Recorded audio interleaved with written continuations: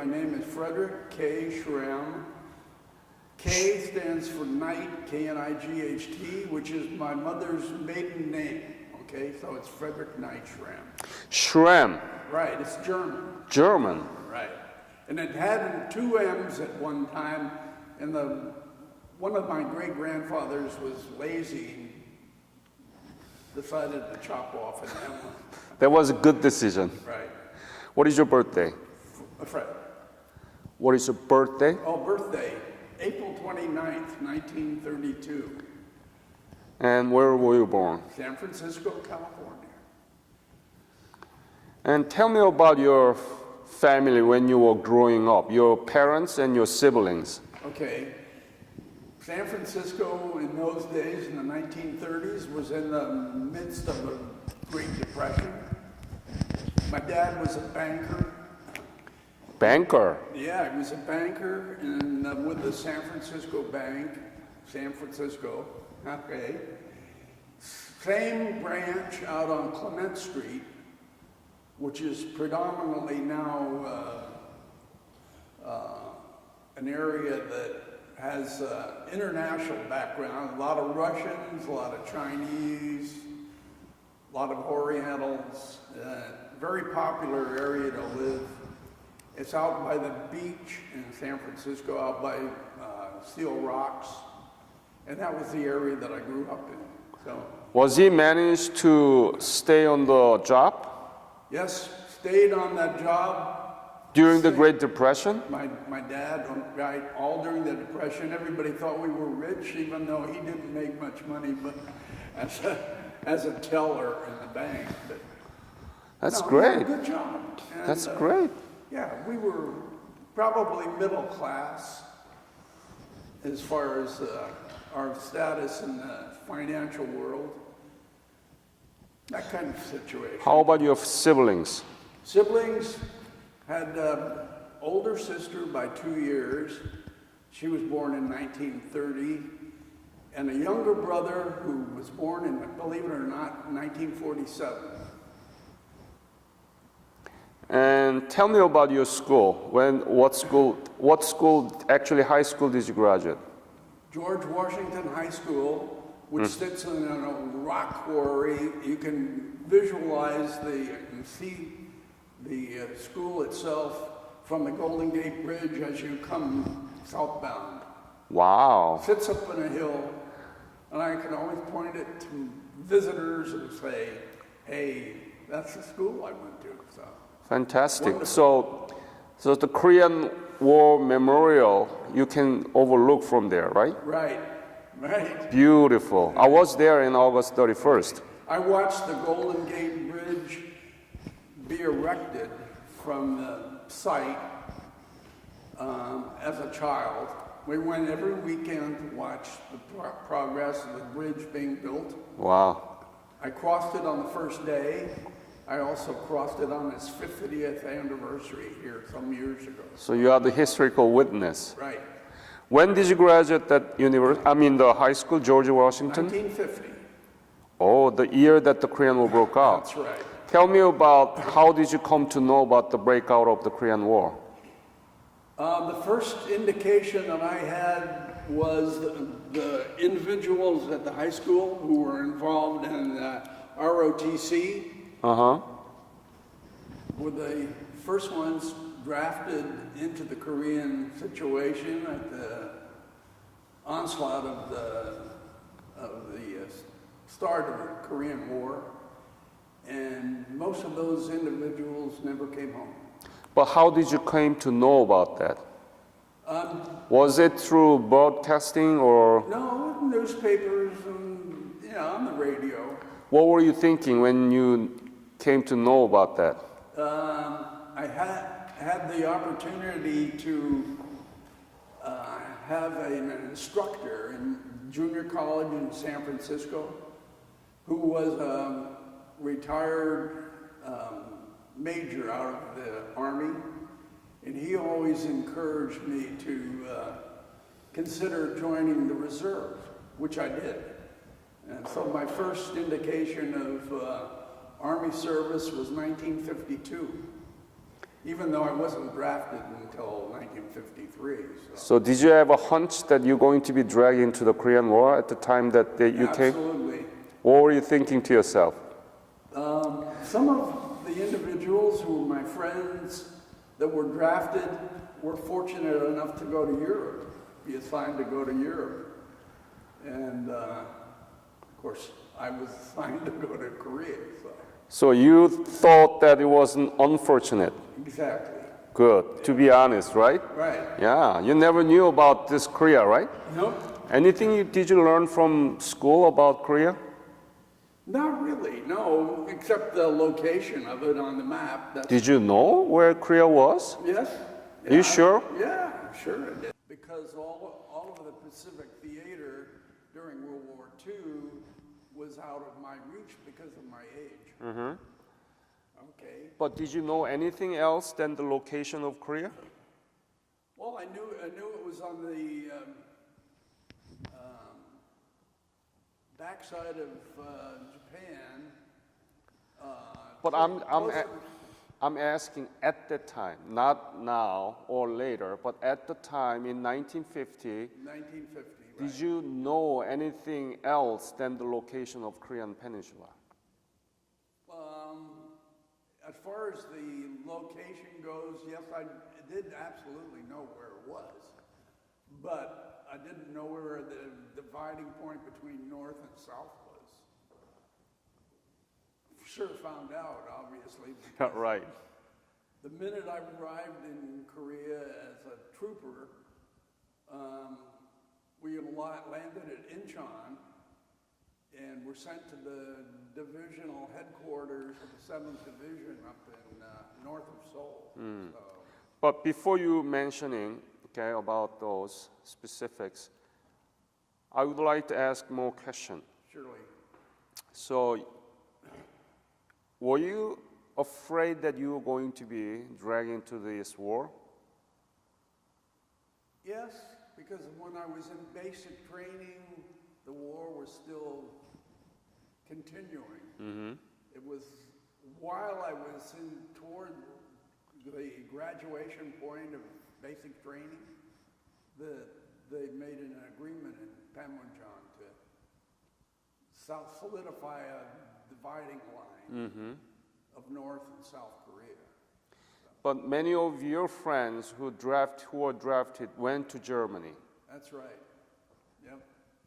And when did you join the military? The military I joined in 1952 as a reservist. Uh-huh. I was in the Presidio doing work for the Adjutant General's section of 6th Army. So you enlisted or drafted? No, I activated myself Activated. as an enlisted reserve. So instead of having a U.S. number on my identification card, I had ER, enlisted reserve. Mm-hmm. Where did you get the basic training? Basic training, Fort Ord, California. Fort Ord. Monterey County. And from there, what did you do? Was assigned to the transportation section, Fort Ord, and fortunately enough, I spent a couple of months there prior to my being shipped out to Korea. So I did one trip to South Carolina with reservists because I had a little bit of reserve experience, and so I was kind of assigned as cadre to escort a bunch of recruits. Mm-hmm. So your MOS was transportation? Transportation, 1845. 1845. Yeah, right. Transportation expert, I guess they called it, or something like that. Yeah. So when did you depart from Korea, from the United States to Korea? United States, May 1954. From where? From Tacoma, Washington, on the Marine Phoenix, Mm-hmm. a converted tanker, yeah, C4 converter. And did you go to Japan or did you directly go to? Sasebo for refueling and Incheon destination. Do you remember the Incheon when you first landed there? The scene, the people? Oh, Please sure. describe in detail. Incheon? Yeah. Absolutely. It's a shallow landing area. The ship could not go right into a port. So we were offloaded into LSTs and moved ashore that way. So that was pretty simple. Lots of LSTs. How was city and the Korean people that you saw them at the time? First indication was complete annihilation of certain areas because of the bombing and the heavy equipment and all that kind of thing that was all distorted. Everything was pretty much burned out like, yeah. Did you see any Korean people? Saw Korean people, lots of people. How did they look? Very poor, very poorly dressed. Yeah, a lot of poverty. One of the troopers that I landed with had a case of soap, bar soap, that most people use in the United States. And we were loaded onto, after we landed, boarded a train to go north. And as we were going through different communities in Korea, we threw out bar soap. People fought over it. Anything, Bar soap. anything. Anything, yeah. I'm glad that they didn't eat it. Right? No, but I mean, people were actually, trying to Eat. snatch it out of other people's hands to have a bar of soap. That's the country that you saw, 1954, right? Right. Yeah, That's what I saw. yeah. Some of those pictures that I have in the Yeah, you have a wonderful album, 2 albums, right. full of pictures that you took. So from Incheon, where did you go? Incheon, we went to the 7th Division, Camp Casey, they called it, north of Seoul, between Seoul and Panmunjom, demilitarized zone. And so you belong, what was your unit? Unit was, I was unassigned, so I didn't receive an assignment until I was positioned in Camp Casey. Then I was assigned to the 25th Division. 25th Division. 25th, yeah. And company and battalions and so on? Company heavy, well, I was assigned to, let's see, the Division Artillery, Headquarters Division Artillery, right. We were in support of the 1st Marines with the heavy guns, the big stuff. 155s were they? I think 155s. But still your MOS was transportation. 1845. Yeah, transportation, right? Yeah.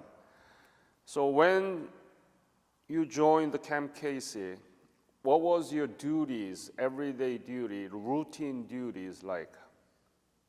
As unassigned, you were assigned to a tent area, and you didn't have too many duties at that point because they were ready to ship you out. So I landed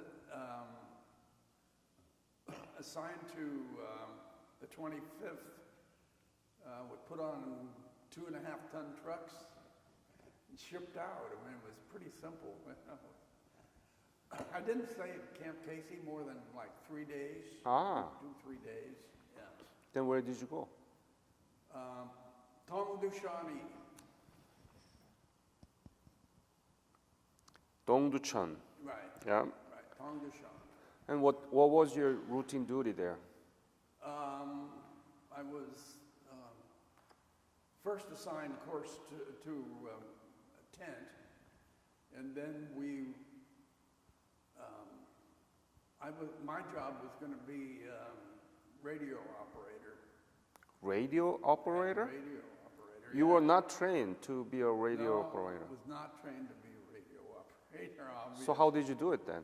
Yeah, it was pretty simple, but just learn the routines of operating a radio to communicate back and forth, and direct the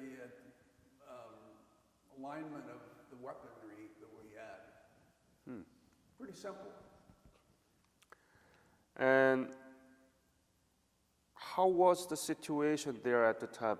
It was 1954, so already armistice was signed, right? Right, correct. Were there any tension between there, any emergencies or anything like that? We were instructed that the care of the area that we were in line to with the tents, and we were right next to a heliport that was in support of the 1st Marines. So there was a lot of helicopter traffic back and forth, that kind of thing.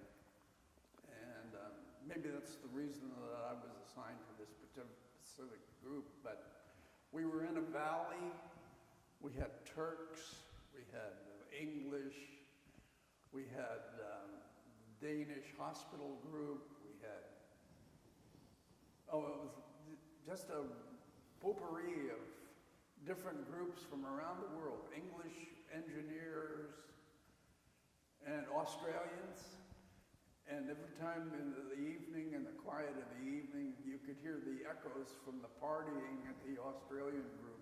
Aussies. Yes, right. So there was no skirmish or any... No, you had to watch out for the guerrillas that were left in the area. There was some tension from, obviously you had to be on guard. Slicky boys that would steal things, as they called them. Young people that were, hoping to find something that the military left behind. But no enemies that you saw? No shooting, no. And did you work with Korean soldiers or Korean people? Yes, Tell me about your experience with them. The 25th were in sense of being removed from the area because of the signing of the agreement in Panmunjom. So there was some talk of them perhaps moving back to their home base in Schofield Barracks in Hawaii.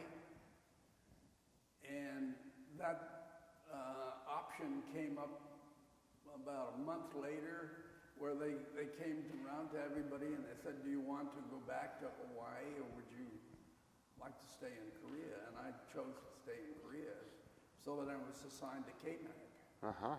So I ended up in KMAG in Busan. That's a Korea Military Advisory Group. Right. So when did you move to Busan? Let's see, I was assigned to 25th in May. It was in July, I think. July? July, yeah. 1954. 1954. The 25th Division moved back to Hawaii, and I stayed in Korea and was assigned to KMAG. Right? And what was tell me about the military KMAG. What did they do? For the audience, please. Well, because of my 1845 transportation knowledge, I was assigned to the railroad, rebuilding the Korean railroad. It was pretty simple. Rebuilding what? Korean railroad? Korean railroads, yeah. Tell me about that experience. They were all bombed out. There was all kinds of disruption in the transportation system of the railroad. And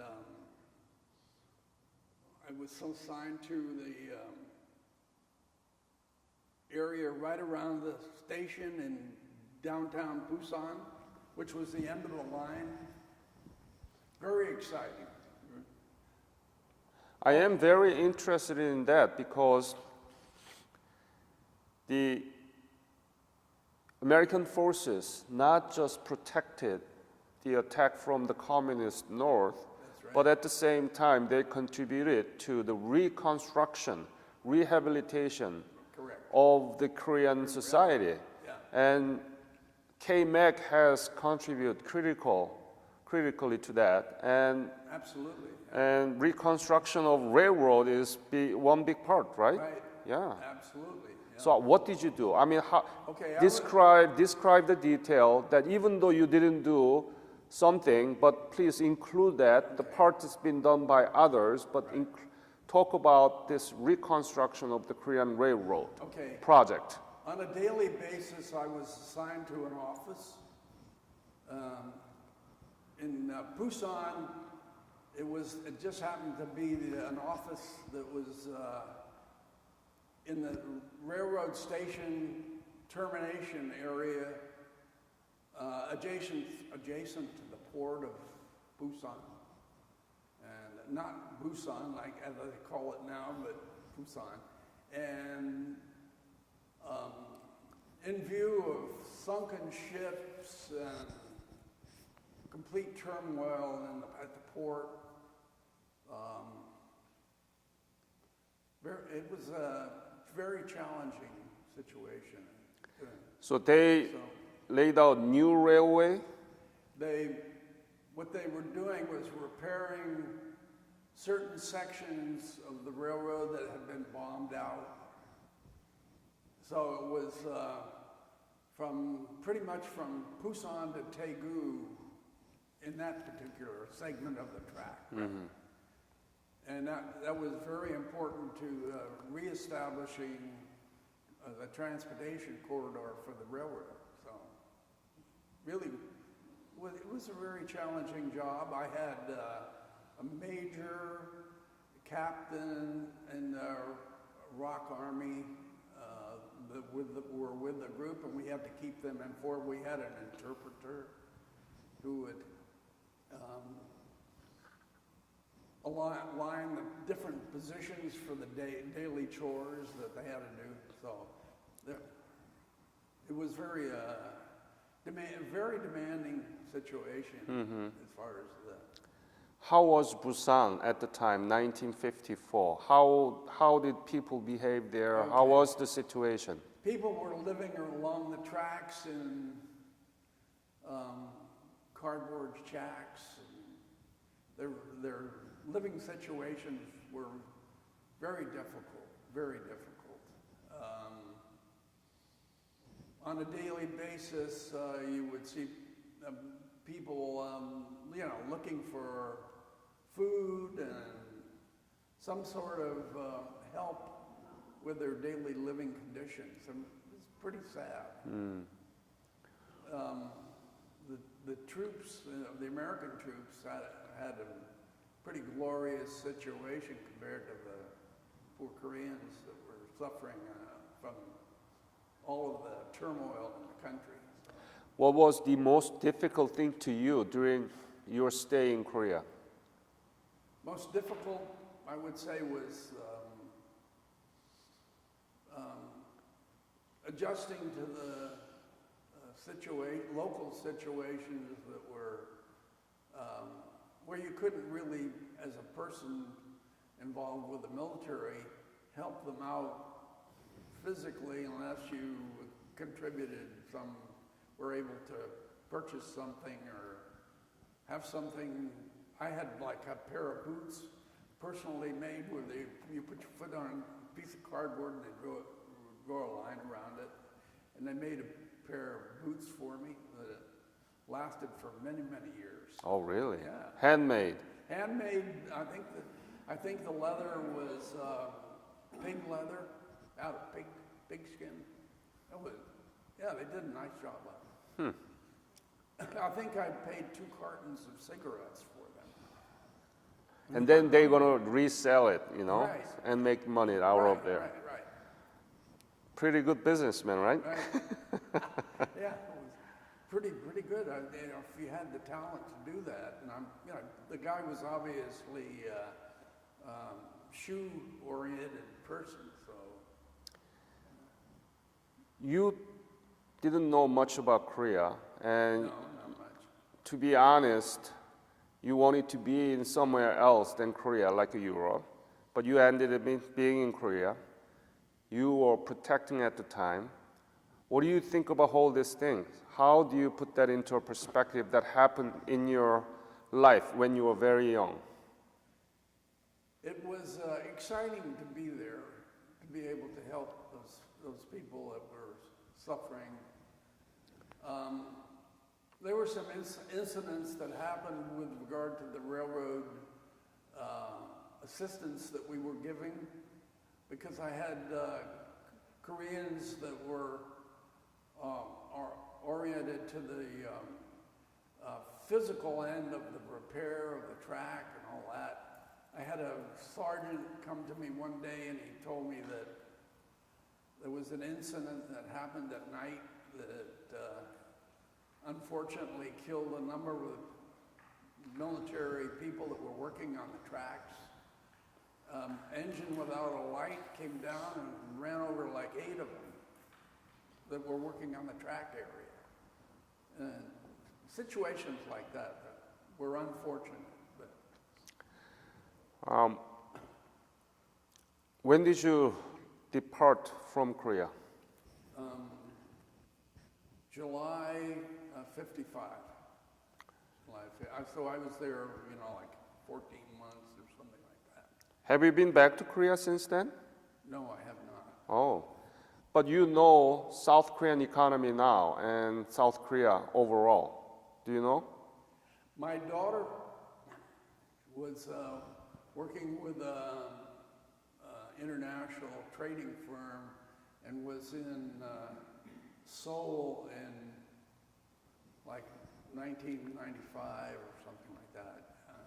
So she told me about the differences of what I endured and what it is now. I mean, she didn't have any idea what Korea was No, she never. in 1954. Right. So you have a picture of 1954 Korea. Right. She has a picture of 2000. You said 1995, right in there. two different pictures. Right on. When you hear from her, were you able to? Oh, she brought me back photographs and postcards. What did you think about this? The big change. Unbelievable. The transition from a very poor country to an international country that's doing same things that Americans do. So it's total transition. Unbelievable. Unbelievable, right? Right. Did you think that when you left Korea in 1954 in July, had you ever imagined that Korea would become like this? Never. Why? Never, because people were just, really living very poorly. Had, no supermarkets, no stores. Everything was in turmoil. Very sad. But I felt that I, did my part to But you didn't have any kind of hope about the future of Korea at the time, right? No idea that, in like 3 decades you could turn around to become an international country, and do the things that Americans do, for instance, have all the pleasures that we have. You know how small Korea is, right? That's correct. It's a little bit bigger than an Indiana state. Right. Very small, and we don't have a drop of oil. Right. You are the biggest Right. in terms of oil preservation, right? Right. And natural resources. Sure. Korea is now 11th largest economy in the world. Really? 11th largest. Boy, I hadn't heard that they were the 11th largest. We are the 7th largest trading partner to the United States. Can you believe that? No. The country full of people who are trying to snatch the soap Right. that you saw, now they are the 11th largest. Yes. Unreal. That is your legacy. Thank you for that. Oh yeah, that is your legacy. Yeah. But, I'm sorry, go ahead. No, I was going to tell you that several years ago, Red and I were invited to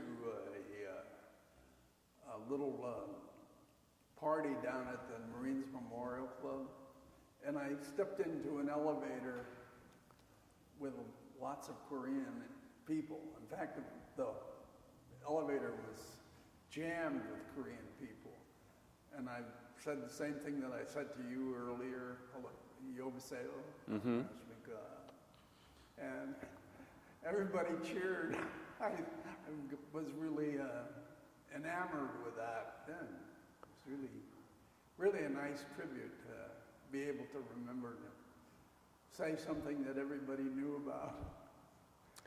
As you mentioned, that's such a great transformation from devastated country to 11th largest economy.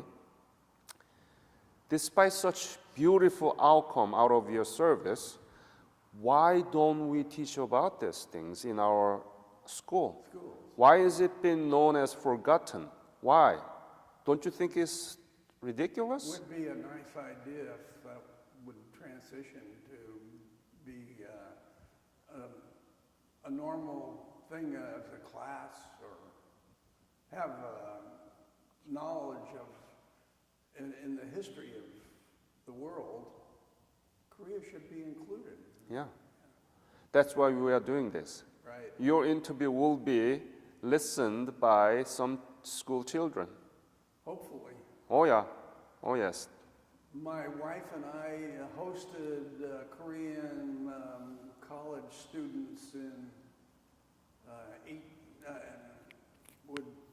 was 1991 or 1992, something like that. They came from Korea, and we kept them in our home for 2 weeks. That's good. And I have a nice little memento from some of them for being able to stay with us. But So are you proud of your service as a Korean War veteran there? yes, that's why we did it, exactly, because I wanted to try and find out what had transitioned between the time that I was there and that particular Yes. era. Yeah. So we are trying to do History Teachers Conference in San Francisco next year. We're inviting around 200 teachers and let them know about what happened out of your legacy. That's what we are trying to Okay. do. Well, I hope I'm still around to be able You're to going to be. You are young. be invited. You are young. All right. All right? So, is there any other episode that you want to share with Yes, me? Yeah, please.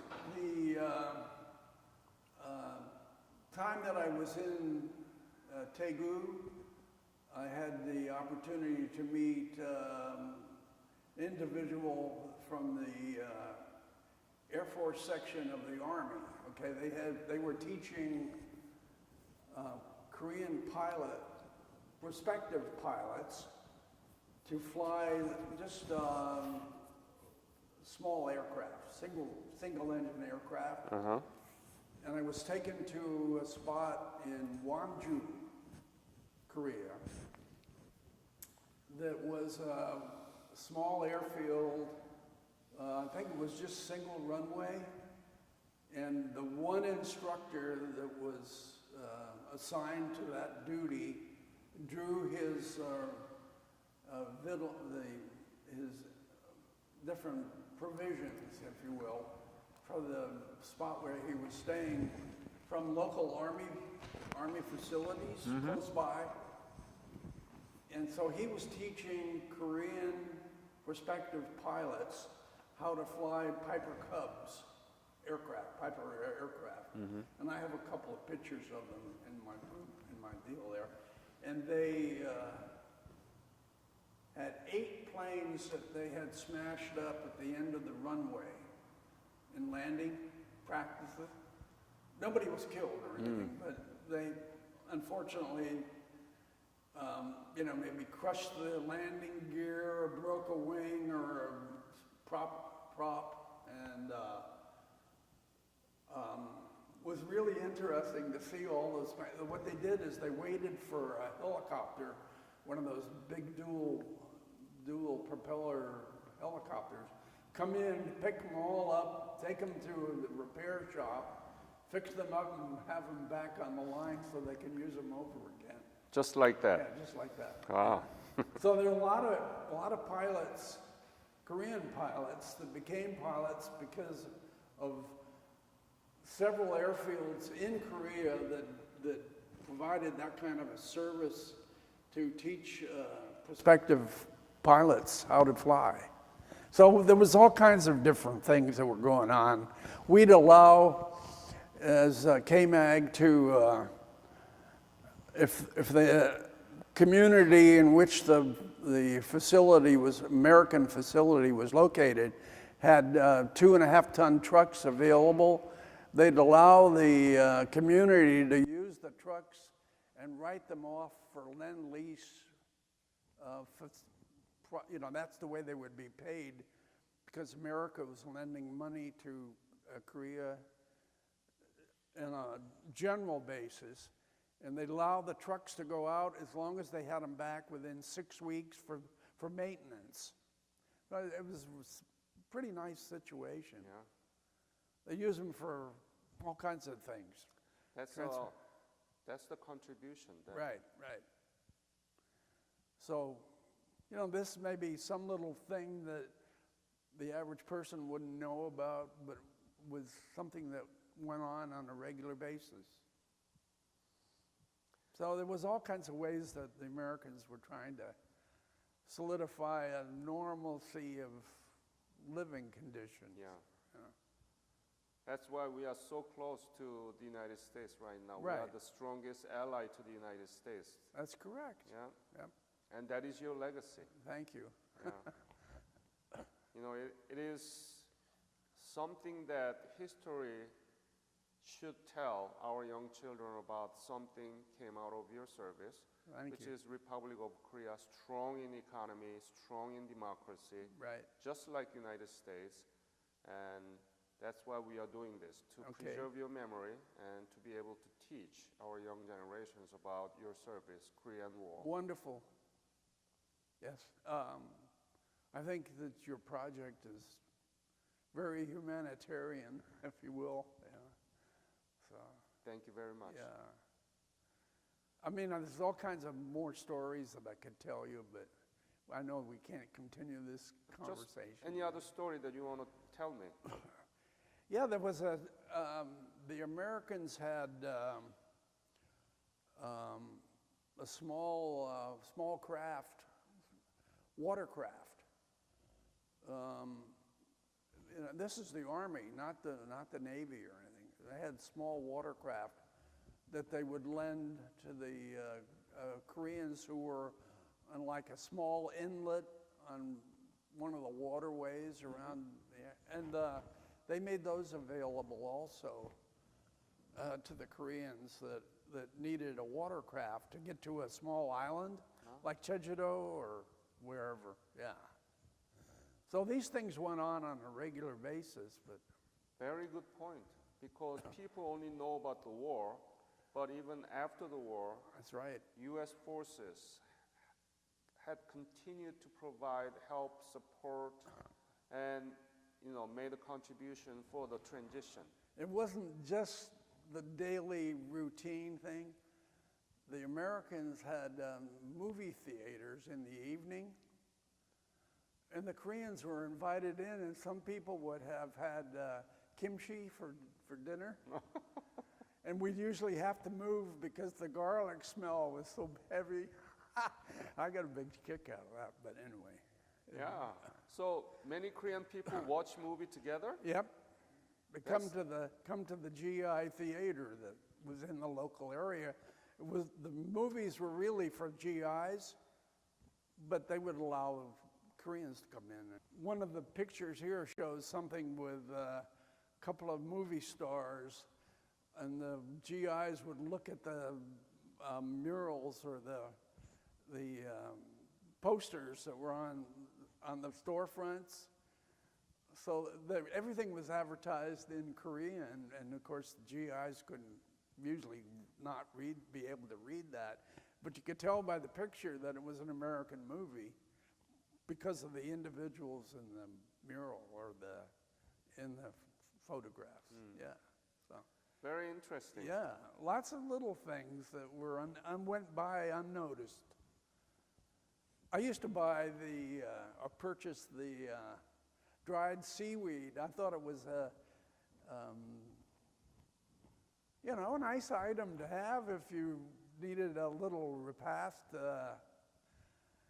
If you were out on maybe a hike around, you could go into a store and buy dried seaweed to chew on.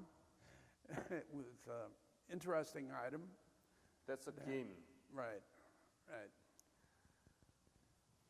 I don't know what they called it, but anyway. I wish I had more time so that Right. I can hear from you that little stories that actually contributed to the rehabilitation of the Korean society. Right. But you made a point. It wasn't just war, Right. but even after the war, that there are so many contributions made by the U.S. forces. Exactly. Yeah. So. Fred, I'm Yeah. very thankful for your service, Thank and thank you for sharing your stories with me. This is going to be recorded, edited, and will be used in our classroom. Beautiful. All right? Thank you again. On behalf of Korean Nation, I want to thank you your service, Thank you. honorable service, and let's keep this relationship forever. Okay. All right? Yes, please invite me to your next San Francisco event. Wallace will extend an invitation to many Korean War veterans here. We will have a beautiful dinner together, okay? All right. All right. Thank Sounds you. good. Right. Thank you. I invited Fred back and asking him to explain about his photo album because he has full of pictures about his service. So I want to ask you to explain about the cover of that album, photo album, Fred. Okay. What is it? This Looks like is a Japanese one, right? right. I had one R&R while I was in Korea. That was in right around just prior to Christmas in 1954. It was during the Formosan crisis that they had evacuating Formosa at the time. Mm-hmm. So the planes that we went to Japan from Korea on were diverted for an indefinite period, evacuating people out of Formosa. And so we were delayed with a little extra time having our R&R in Tokyo and surrounding areas in Japan. So that's the album So that you this bought. is the albums that I purchased to put my pictures in, right? And then could you just hold up a little bit? like Surely. this? Yeah. So this indicates a local paper in Petaluma that had my service time that I spent in Korea. And this is Okay. Japanese note. Yeah, right. And some of the currencies that were used during those hours. And this one is Korean note. Yeah, at those the are bottom. those are Korean money. This is Korean money. This is the American service, No, the second one, this one is Japanese money. Japanese. Yeah. Yeah, right. Yeah, next. Okay. These photographs are pretty much all downtown Busan when I was with KMAG in the transportation section, Wow. indicating some of the troopers that I Hold on, was. could you go back? Yes. Surely. That's the Busan Busan train depot. train depot. Right. Next, please. Okay. The next section here is downtown Busan, the hill area where we had our barracks. Look at the Busan in 1954. 1954, right. Wow. And these were actually buildings that were built by the Japanese during the Japanese occupation of Korea. So the structures that we were billeted in had a beautiful overlook, and probably homes now in downtown Busan. But And that's the Harbor View? Harbor View. That's right. the camp name? That was the name of the camp, right. Uh-huh. What does it say below? 24th AA Battalion, so it was a anti-aircraft battalion when the North Koreans were attacking southern tip of the Korean Peninsula. And that looks like a Korean boy there. Yes, he was our houseboy. He Took was- care of making our bed in the morning and that kind of He was he- Korean busboy? busboy, right? What's his name? Houseboy. Yeah, houseboy, right. What's his I guess name? that's called him. Tommy, I think we call him Tom. It was an American name that we gave to him. Right. What do you think about him? Oh, nice young man. He was really good. I never lost anything but maybe a sock that they hung on the barbed wire that was surrounding the camp. That's about the only thing that I ever lost. He did our underwear and, regular houseboy chores. Okay. And of course, we all paid him individually. So, again, more pictures of the train station in downtown Busan. This is the port area showing some of the ships that docked in the port.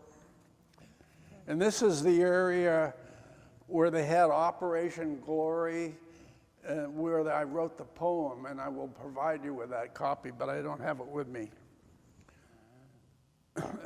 So this is some of the newer housing that they were reconstructing in the barracks area. The vehicles that we drove. Some of the shots taken of the street downtown Busan. Again, Harbor View and the Akak. They had this overlook, and so we used that as a backdrop for when we took hikes up there.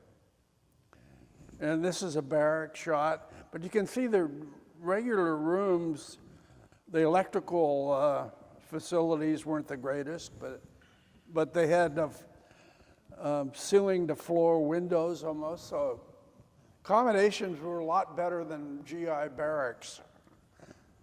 Yeah. And that was the only situation that I was ever involved in with decent housing. Everything else was Quonset huts and tents during my tenure. Again, stores that were open during that period. The basics. I guess the Korean families that utilized these stores were. Could you give me that left one? Yes, better. Yeah, there you go. So Korean old man sitting, young man or old man? This. What is the name of those? A-frame. The A-frames, right. They sat on A-frames and would shave each other's hair and cut hair. It was interesting. I have one where they're not using an A-frame, but they rebuilt Korean automobiles with the GI engine, so this one probably had a Jeep engine in it.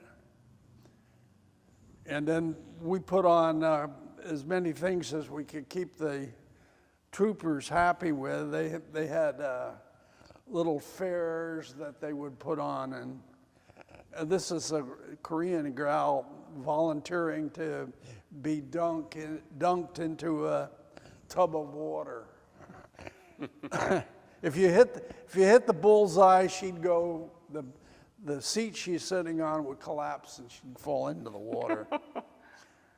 Anyway, one of those fun weekends that they had.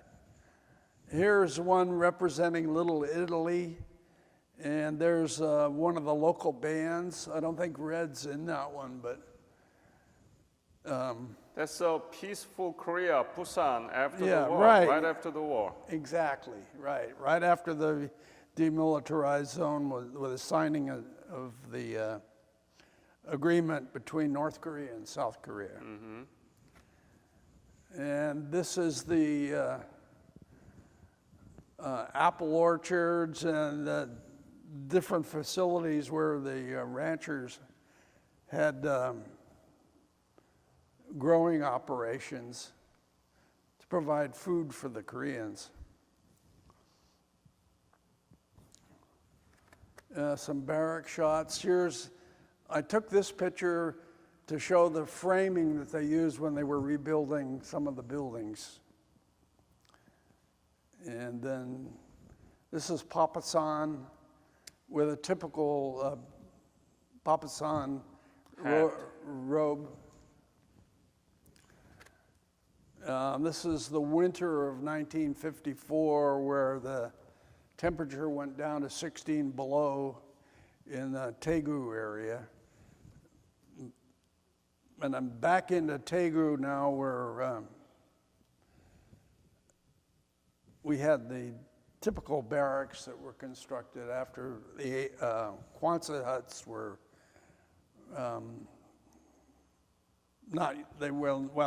they looked like Quonset huts, but they were actually the framing was typical housing framing.